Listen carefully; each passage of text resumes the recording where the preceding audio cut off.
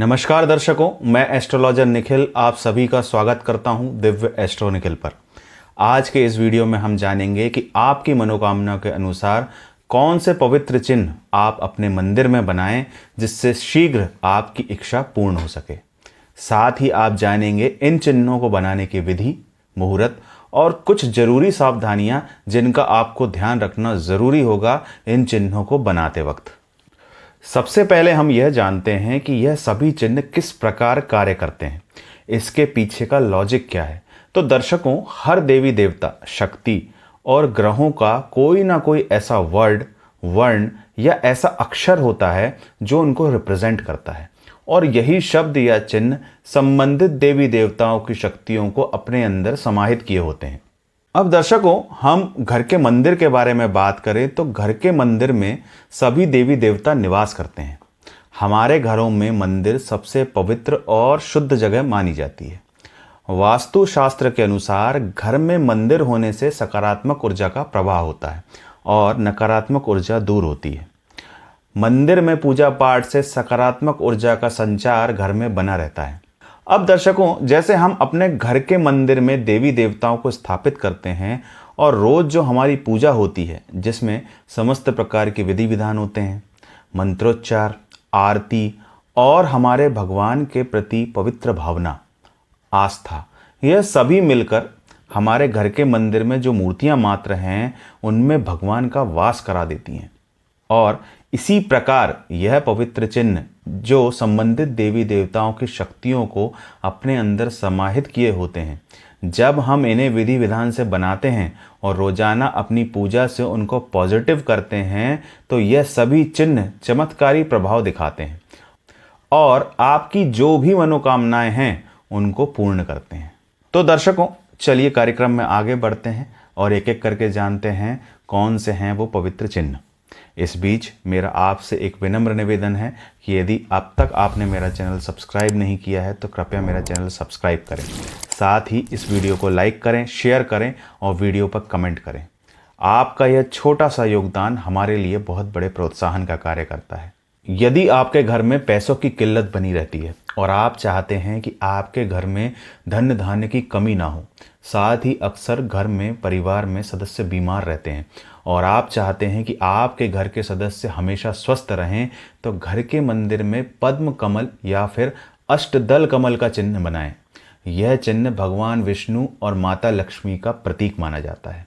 अष्टदल कमल में माँ लक्ष्मी अपने 8 स्वरूप में विराजमान रहती हैं, इसलिए जहाँ भी अष्टदल कमल होता है वहाँ सुख, संपन्नता, पैसा, वैभव, संपत्ति स्वतः ही खिंची चली आती है। अष्टदल कमल देवी लक्ष्मी को अत्यंत प्रिय है। विष्णु पुराण में स्वयं माँ लक्ष्मी ने कहा है कि इस कमल में मैं स्वयं अपने जीवंत स्वरूप में विद्यमान हूँ। महालक्ष्मी से जुड़े जितने भी यंत्र होते हैं उनका मूल आधार अष्टदल कमल ही है। इसकी पूजा करने से श्री सूक्त और कनकधारा स्तोत्र के लाखों पाठ करने के समान फल मिलता है। शिक्षा के क्षेत्र में जुड़े लोग और विद्यार्थियों को नियमित रूप से अष्टदल कमल पर ध्यान लगाना चाहिए। इससे उनकी बुद्धि तेज होगी, हर प्रकार के तनाव से वे दूर रहेंगे, ज्ञान का संचार होगा और वे शिक्षा के साथ जीवन के प्रत्येक क्षेत्र में सफल होंगे। स्क्रीन पर आप देख रहे हैं अष्टदल कमल का डिज़ाइन हमने जो बताया है, जिसे आप बना सकते हैं। अब इसका निर्माण कैसे करना है, तो घर के पूजा स्थल पर केसर, चंदन या फिर सिंदूर से इसे बनाएं। इस चिन्ह को आप माता लक्ष्मी या भगवान विष्णु के किसी भी व्रत या त्योहार पर बना सकते हैं। साथ ही इसे आप शुक्ल पक्ष के किसी भी गुरुवार या शुक्रवार को भी बना सकते हैं। हर 21 दिन के बाद जो शुभ मुहूर्त और विधि बताई है उनका पालन करते हुए उसी चिन्ह पर दोबारा बना लें। इसके बाद हम आगे बढ़ते हैं अपने अगले चिन्ह की ओर। दर्शकों, यदि आपके घर में नकारात्मक माहौल रहता है, भाग्य संबंधी अड़चनें चलती रहती हैं या आपके हर कार्य में अड़चन आती है, आपको ऐसा लगता है कि आपकी तरक्की रुकी हुई है, तो आपको अपने पूजा स्थल में मंगल कलश के चिन्ह का निर्माण करना चाहिए। आप स्क्रीन पर देख रहे हैं, इस प्रकार से मंगल कलश का चिन्ह बनाएं। मंगल कलश को माता लक्ष्मी का प्रतीक माना जाता है और ऐसा माना जाता है कि मंगल कलश के मुख में विष्णु जी का निवास स्थान है। इससे घर परिवार में सुख समृद्धि बनी रहती है। साथ ही जो भी अड़चन आपके जीवन में आ रही हैं, जो भी कार्यों में बाधा आ रही है, उनसे भी मुक्ति मिलती है। इस चिन्ह से धन की आवक भी बनी रहती है और परिवार के सदस्यों की तरक्की होती रहती है। अब इसे बनाने का तरीका क्या है? तो दर्शकों, इस चिन्ह को सिंदूर से बनाया जाता है। माता लक्ष्मी से संबंधित कोई भी पवित्र व्रत या त्योहार पड़ रहा हो तो उस दिन आप इसे बना सकते हैं, या फिर किसी भी शुक्ल पक्ष के शुक्रवार के दिन आप इसे बना सकते हैं।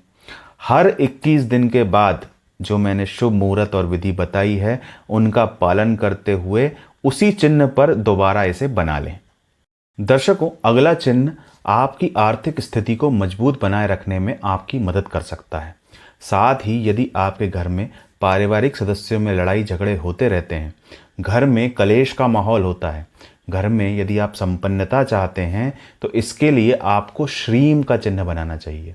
श्रीम का चिन्ह माता लक्ष्मी का प्रतीक माना जाता है। इस चिन्ह के बनाने से जीवन में सुख समृद्धि आती है। साथ ही माता लक्ष्मी की भी विशेष कृपा बनी रहती है। ऐसा कहा जाता है कि जहाँ पर भी श्रीम का चिन्ह बना होता है, वहाँ माता लक्ष्मी स्वयं निवास करती हैं। इसे आपको कैसे बनाना है? तो श्रीम का चिन्ह आप सिंदूर या केसर से बनाएं। माता लक्ष्मी से संबंधित कोई भी पवित्र व्रत या त्योहार पड़ रहा हो तो उस दिन भी आप इसे बना सकते हैं, या फिर किसी भी शुक्ल पक्ष के शुक्रवार के दिन आप इसे बना सकते हैं। हर 21 दिन के बाद जो मैंने शुभ मुहूर्त और विधि बताई हैं, उनका पालन करते हुए उसी चिन्ह पर इसे दोबारा बना लें। अब इसके बाद यदि आपकी नौकरी, कारोबार या व्यापार में स्थिति सही नहीं चल रही है, या आप चाहते हैं कि सदा ही भगवान की कृपा आप पर बनी रहे, तो आपको लक्ष्मी जी के पग बनाने चाहिए। लक्ष्मी जी के पग बनाने से आपकी आर्थिक स्थिति में सुधार आएगा। साथ ही देवी देवताओं की कृपा भी बनी रहती है। इस पग को मंगल और शुभ कार्यों का प्रतीक माना जाता है। अब इसे कैसे बनाना है? तो आप इसे सिंदूर से बना सकते हैं। माता लक्ष्मी से संबंधित कोई भी पवित्र व्रत या त्योहार पड़ रहा हो तो उस दिन भी आप इसे बना सकते हैं, या फिर किसी भी शुक्ल पक्ष के शुक्रवार के दिन आप इसे बना सकते हैं। हर 21 दिन के बाद जो मैंने शुभ मुहूर्त और विधि बताई है, उनका पालन करते हुए उसी चिन्ह पर इसे दोबारा बना लें। इसके बाद हम अपने अगले चिन्ह पर बढ़ते हैं। तो दर्शकों, यदि आपके घर में किसी भी प्रकार का वास्तु दोष हो, घर में लगातार नकारात्मक ऊर्जा रहती हो, या फिर करियर के क्षेत्र में आपकी तरक्की नहीं हो पा रही हो, तो आपको अपने पूजा स्थल में स्वास्तिक का निशान बनाना चाहिए। साथ ही आपको शुभ लाभ भी लिखना चाहिए। स्वास्तिक के चिन्ह की खास बात यह है कि आप मंदिर के अलावा घर के मुख्य द्वार पर भी इसे बना सकते हैं। इसे सिंदूर से बनाएं और माता लक्ष्मी से संबंधित कोई भी पवित्र व्रत या त्योहार पड़ रहा हो तो उस दिन आप इसे बना सकते हैं, या फिर किसी भी शुक्ल पक्ष के शुक्रवार के दिन आप इसे बना सकते हैं। हर 21 दिन के बाद जो मैंने शुभ मुहूर्त और विधि बताई है, उनका पालन करते हुए उसी चिन्ह पर दोबारा इसे बना लें। अब हमारा जो अगला चिन्ह है वह आपके पढ़ने लिखने वाले बच्चों के लिए अत्यंत उपयोगी हो सकता है।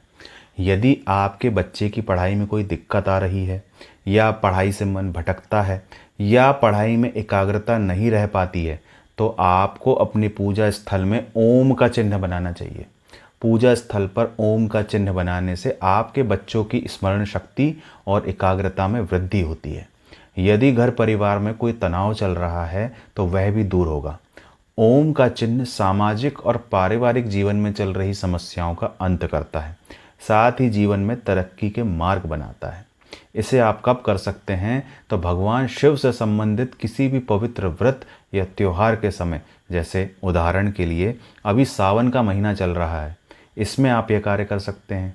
या प्रदोष व्रत हर माह आता है तो आप इसे उस वक्त भी कर सकते हैं। किसी भी शुक्ल पक्ष के सोमवार को इसे बना सकते हैं। ओम का चिन्ह आपको केसर या चंदन से बनाना चाहिए। हर 21 दिन के बाद जो मैंने शुभ मुहूर्त और विधि बताई है, उनका पालन करते हुए उसी चिन्ह पर दोबारा इसे बना लें। अब इन चिन्हों से संबंधित कुछ सावधानियां भी मैं आपको बताना चाहता हूँ। चिन्ह को बनाते वक्त संबंधित देवी देवता का स्मरण करते रहें। जब भी चिन्ह को बना रहे हों तब धूप दीप जलता हुआ रहे। स्वच्छ कपड़े पहनकर और स्नान करने के बाद ही आप इन पवित्र चिन्हों का निर्माण करें, खासकर माता लक्ष्मी के चिन्ह बनाते वक्त दांतों की सफाई का विशेष ख्याल रखें। मुहूर्त का विशेष ख्याल रखें। मुहूर्त आपके कार्य को बना भी सकते हैं और आपके कार्यों को बिगाड़ भी सकते हैं। लिखते समय मन में अशुभ विचार ना लाएं, बल्कि मेरा यह कार्य सिद्ध होगा, प्रभु कृपा करें, ऐसी भावना रखें। अनुचित कार्य की सिद्धि के लिए प्रयास ना करें। चिन्ह बनाते वक्त मौन रहें और मौन रहते हुए ही चिन्ह का निर्माण करें। तो दर्शकों, आज के वीडियो में बस इतना ही, इसी उम्मीद के साथ कि हम पुनः अपने अगले वीडियो में मिलेंगे। तब तक के लिए नमस्कार।